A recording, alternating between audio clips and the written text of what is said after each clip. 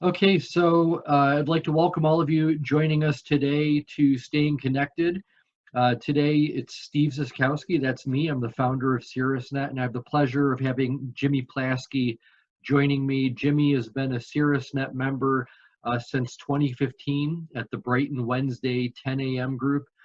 He's just been a super solid guy. Everybody that knows him has nothing but great things to say about Jimmie because he is positive. He's got a mission, he's got a purpose. And like all of us, his world's different today than it was just a few weeks ago. And so Jimmie's a CFP, so a certified financial planner with executive wealth management in Brighton. And first question I've got to ask you, Jimmie, is any changes in your life, any detours that you've had to take as a result of COVID? Me. Steve humbly mentioned, my start with Caerusnet, and I definitely would not be, where I am today without Caerusnet. So I truly, truly do thank you, for bringing me aboard and making this thing work. But how it's affected me personally, it's obviously affecting all of us. Fortunately, my fiance and I definitely are still at work and have an income coming in, which is something that we're very grateful for with everything going on. But unfortunately, we were supposed to get married next weekend to be exact. And over the last couple of weeks, had to make a tough decision to postpone the reception and the ceremony. It's actually more of a renewal of our vows next year. The church is still going to let us slide with our parents and siblings. So we still will get married next weekend, something that obviously been planning for a little bit here, but completely understand that, we got to make that change. And I think we were kind of one of the first ones that I knew of kind of having to go through something like that. But the more people I talk to, weddings are canceled, meeting people that are talking to, friends and even clients alike that have loved ones they've lost or something like that, and didn't have a funeral, or father's not allowed in the delivery room. So there's a lot of, it's affecting a lot of us in different ways. Yeah, and people are always worried about their money, even when times are good. And then when times change like this, they're probably extra worried about their money. So maybe you can just share with the audience a little bit about executive wealth management and its role in the community, what you're doing there. Yeah, absolutely. And this is a little bit of kind of my story of why I got into finance in the first place. That, in a time like this period of uncertainty, there are a lot of questions. There are a lot of questions about, what we do, about where we take money from if we need money. What's that next paycheck going to look like? A lot of questions I've gotten today is, what does that stimulus package look like? So in executive wealth management, we're here to build, defend, advance, right? So we're building that unique financial plan, defending it in a time like this, because it's not about what you make in the stock market, it's about what you keep. And then obviously it's about the advancement of that, making sure that what you have goes to who you want, how you want. So what we've done as a firm over the last month and a half is made some defensive measures in our clients' portfolios, but really is at the communication, right? Letting clients know what we're doing, how we're acting, in what capacity, what we're doing for them. And then me personally, just making sure that people know I'm available, that I'm just a phone call away, whether it's a video chat or a phone call, that, making sure that we can answer those questions in this time of need are very significant to us. And fortunately, as you mentioned, we've been a part of the Brighton community since 1985. And, with that, we truly do cherish the opportunity to be a part of the Brighton community. So in this time of need, we've partnered with some, different nonprofits in the community to make sure that we can get food to those in need. One of the partners of our firm, one of the directors, is even making masks right now. So there's just different things that, we can do to give back to the community. We're trying to do all we can because, we're considered an essential service right now in a time like this. So, our doors are locked. We are all working from home to make sure that we're safe. When it comes to financial planning, we tend to have older clientele in the office. So we just had to make that important decision to close the doors and make sure that, we're being smart. But we're always available, via phone, via email, and obviously people checking mail and whatnot throughout every day. So it's just taking those extra precautions and making sure that we're being smart, because this is definitely an unprecedented time. And there's a major concern out there of, what's going on with everything. Absolutely. With individuals and businesses right now, what would you say, your biggest value proposition is? What can you help a business or an individual with in today's world with what's going on? Absolutely. So, talking about individuals or families, one thing that I would say is super important to look at on a professional level for especially what's going on today is, and there's not a really better way to put it, but if you're not a news watcher, one thing that I recommend is not necessarily to start that today, right? I understand there's no live sports. I understand that there is no live TV and no live game shows, and all that stuff that we're watching isn't available. But what is, right, is the financial news. And it's important to be informed of what's going on, but it's also important to understand your time horizon, right? And so I think that's important in what we do with our clients is that education and educating them that, okay, I should be where I'm at for a reason. That if we are suffering, some losses or seeing a depreciation or decline in our accounts, that's for a reason. So it's that peace of mind that we're offering them to make sure that we're answering those questions, that for individuals, we perform those defensive maneuvers in their portfolios to protect that downside. But then same thing for businesses. Business owners are calling saying, what should I do? Should I invest? Should I do this? Whatever the question is. And a conversation I just had the other day with the business owner is keep the cash. Don't invest it right now because we have no idea when this thing is going to end, right? We all hope and pray it's going to be on Easter, but there's just too much uncertainty. So it's making sure that, I'm that shoulder someone can kind of lean on and go, okay, what's next? And just making sure that we answer those questions of what should I do with liquidity? Should we look at downsizing? Should I allow employees to collect unemployment? What's the stimulus package going to look like? Do I have an option for a small business loan, or is my insurance policy going to cover a loss of business? Some of those different questions that, we try to answer, and if not, or we can't answer, we get them with those right contacts and those people we know, like, and trust through our Caerusnet connections, and make sure they have that peace of mind. Yeah, that's a ton of information to try to help people with. And I love your perspective with all of that. We can really get sucked into the news and get sucked into, because the news is there to keep people glued to the screen. And we already know that drama sells the tickets. And, I had a meeting with the facilitators this last Friday on Zoom.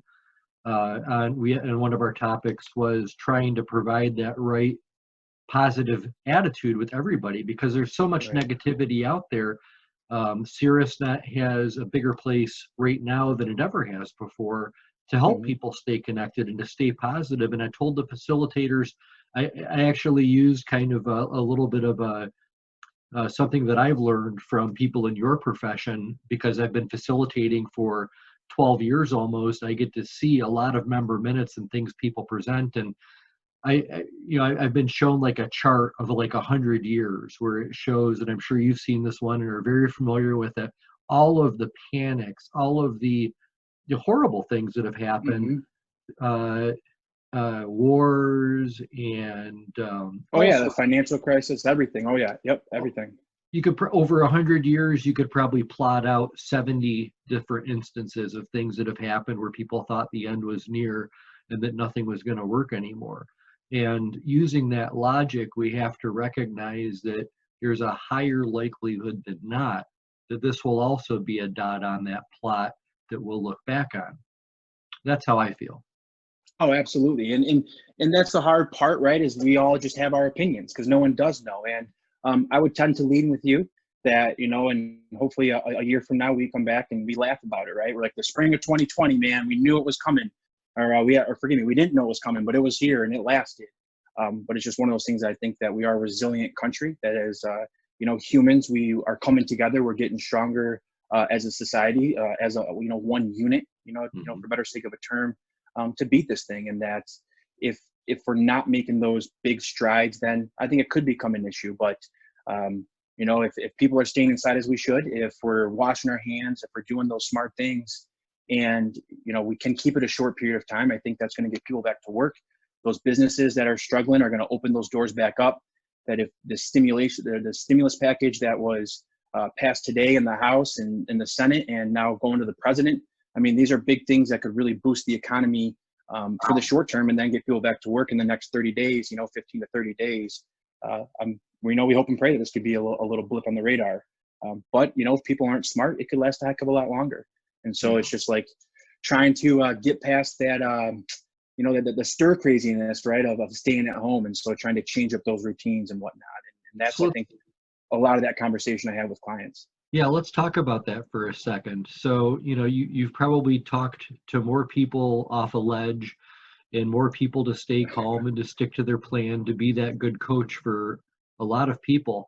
What have you found to be some of the best advice that you've been able to give folks personally and professionally? As again, most people that are home working from home right now, they're not used to it. They're used to going to an office and going into business mode. I've been an at-home business for most of my life, so I'm used to people running around the house and ignoring them and staying focused on work. But what kind of advice do you have for people that are professionals but working from home now, to make this a better experience for themselves? Yeah, and obviously this is what's working for me. Working for some friends alike on that personal level. But for me, it's I get up in the morning, I still take that shower. I put on those work clothes and come in the office, and I try to sit down for 2 hours, get that done for a little bit of the day, and then kind of on to the next task. That when I get up and shower and stay in that routine, it keeps me going. That's what I try to do is also kind of break out the day a little bit. So I still have my work day. I get my stuff done in the morning. Then evening, it's just try to do a typical evening routine, that normal wind down period. For us, it's like making the bed. Little things like that you typically do, but when you're working from home, and sometimes on certain days or certain points of the day, those PJs turn into those work clothes that turn back into the PJs, right? But we get out of those, stay in our routines and don't let that start to change. I think that's kind of one of the big things. And then two, for me, is communication. That as humans, we want to communicate, right? We are social beings. That a lot of, my generation, my siblings, my cousins, my friends, we text a lot, and there's a lot of text messages and things like that. But I encourage everyone to pick up the phone and call that person that lives by themselves, even if they're 21, and up, because, I talked to some young people the other day, and it's like, Jimmie, you're the first person I've talked to in 2 days on the phone, or I've actually talked to. And so, those are those things that we want and we need. And it doesn't, you may assume something about someone and, hey, they're fine, they've been texting all day, but they may have not talked to somebody in 2 or 3 days. And so I encourage that to everyone, pick up that phone, make that call to that loved one, because it's nice to hear from them. And so some things like that, I'm a fan of meditation, kind of breaking that day up again as well, kind of the monotony of what's going on, kind of get inside my introspection. And we have to be positive, right? I mean, you look out the window, the sun is shining today. It rained yesterday, right? Rain brings life. I mean, things are good, and we have to be positive. That it is a dark time. It is, this uncertainty of what's going on in the markets and, our economy, but life is good, right? The sun is shining. And so that's the way that I take it is you should be optimistic about it every day and continue to attack it with that same vigor as we have been. Yeah, that's great. That's one theme that I hear quite often for folks that get it. And you sound like somebody who does, meditation to quiet the mind, because our mind is so busy right now, acting in so many different ways. To have that time, just slow it down and quiet it, is super duper important. And then the other thing is being somebody for other people. So making that phone call and being positive. We're all fragile. All systems are fragile. We would like to think that we can always bake things into stone and create a sense of permanency out of our lives and the things we're doing, but we're kidding ourselves. Systems are fragile, and you have to have a plan. I think that's one of the things that you've been saying so often in the Caerusnet meetings is, what is your plan? What is your plan? Where are you in your plan? And you don't want to act not in accordance with your plan, because what's happening today, if your plan really doesn't start to make a lot of sense till 20 years from now, this again is probably another dot on the plot map of things that are going to happen. And having resolve, I mean, I'm sure in a weird way you must be grateful actually to have an opportunity, because I think since you've been in the field, we've been mostly in a rebound market where things have been going up and optimism has been high, and now you're seeing a completely different market. So, but I think you've been ready for that. Is that true? Would you say you've kind of been preparing for this even though nobody saw it coming? everyone wants to say yes, right? But it's one of those things that, yeah, I mean, there's no two ways about it, right? I'm a young professional in the industry, and the last two major economic recessions that we saw were 2000 and 2008, and for the greater society, we kind of brought those upon ourselves, right? With the growing of the .com bubble and the kind of that burst, and then obviously the financial crisis we had in 2008, and then you look at what's going on today, right? And it's completely different than what we've ever seen before, and so that where it's not necessarily give me the kind of like the confidence or security, but as you look at the past and again this period of uncertainty that we're looking at, of saying it is potentially just a blip in the map. That right, if we can handle this as we need to, if we can again make these good decisions, that we're going to be okay. And you made a comment about, and I just want to go back to the meditation thing, because I'm not necessarily harping on that, but the people that can't be physical, right? I'm a physical kind of guy, like working out, like breaking the sweat, and not being able to do that has made things even just a little bit harder, right? Especially professionally and personally with what's going on. And so having that headspace, that just a couple of minutes to kind of just take yourself out of your body, right? And slow things down, like you said, Steve, just to really kind of plan the day out, to say, okay, I have to have an intention with everything I'm doing. I got to be focused. If it's work, if it's something that I've had at home that I haven't really done for a while, finishing that project, right, as everyone's trying to do, or something that I highly recommend, which also not a lot of people like doing, is going through your finances, right? Looking at that financial plan, making sure everything's in order, because we got the time to do that, right? And so these are things that we can be positive on. That's like, man, I haven't done that in a year and a half because I just got to get it done. Well, take the time. And so that starts to help it with some things like that. And then lastly, you talked about planning and like, have we been prepared for this and what this looks like? That as a firm, we've had contingency plans in place. So, as soon as different moments happened throughout the last couple of weeks, we knew what that was going to look like for all of us at the firm individually and as a whole. And then same thing as the market in our clients' portfolios, that we believe in the pro-tactical trading method. So we've taken, defensive moves over the last couple of weeks as this market and our signals have indicated. And so you don't really plan for it, but it's something you definitely plan for, right? And talking clients off the ledge, right, per se, it's understanding that client that's not many people are on the ledge, I guess I'd say for us just right now, because of the education we've put in on the front side, people understanding what the risk factor of their portfolio looks like, if they are going to be neck and neck with the stock market for the good and the bad, or if they have no correlation to the stock market for the good or the bad, right? And so just understanding where they fit in kind of that pie, I think that's important, because that's something of yesterday and yesteryear where people really didn't know, is just kind of handed it off to the advisor and let them do it, right? And you just kind of believe what they're going to say. And that's changed because it is more of an advisory relationship. It's making sure like that we take that fiduciary responsibility, myself as a certified financial planner and EWM as a firm, the fiduciary, right? We're required to do what's in our client's best interest. And I think that's important that clients know that we're not here to sell them anything. It's what's important to you, what are your goals, and let us help you along the way. And that's personally why I'm in this industry, is my family just got some bad advice in the 2008 timeframe.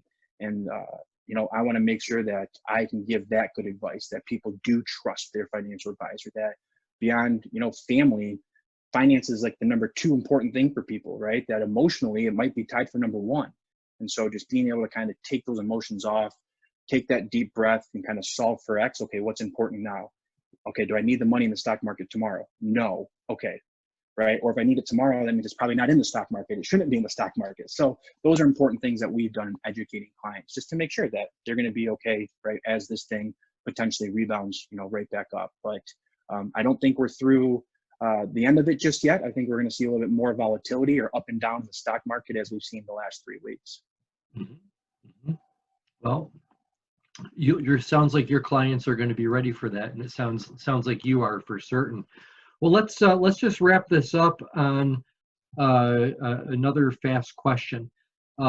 For people who have financial resources to help, what are ways that you feel people can make a positive impact, in the community or in life right now?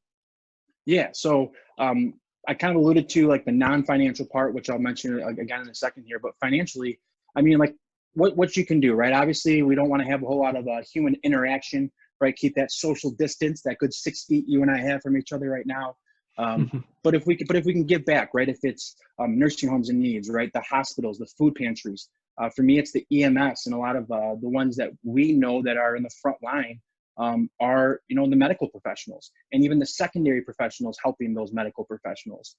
For me, it's reaching out, buying lunches, getting involved in the community. And if financially we're not in a position to do that, can we start to do some non-financial things? Like, again, I mentioned one of my colleagues, and his whole church community is building masks using the filters from furnaces, using furnace filters inside the mask for hospitals, right? Because that's going to filter out all of what's going on. So just using our brains, using what's available to us to really help the community and the greater good. Mm-hmm. Yeah, that's awesome. Yeah, absolutely. So I guess what I'll say before we finish up this phone call is the next Caerusnet Brighton Wednesday 10 o'clock meeting is going to be on Zoom, more than likely. Obviously, there's nothing I would love to do than to be told that the signals are clear and people can start gathering again, because Caerusnet is a contact sport, and I love being with people. Absolutely. and nothing's better than just being in the presence of other people. But if we can't have that, the facilitators are fully ready to do these by Zoom. We'll have member minutes, a spotlight presentation, and referral passing through chats, individual chats that we can do on Zoom. So I'm really excited to do that. And I guess that'll be the next time I see you, you're going to be a married man. Because hey, we got to cross our fingers, nothing changes, but that's the plan. Absolutely. And I cannot wait. Yeah. Well, I tell you what, I will be praying that you have the most wonderful day.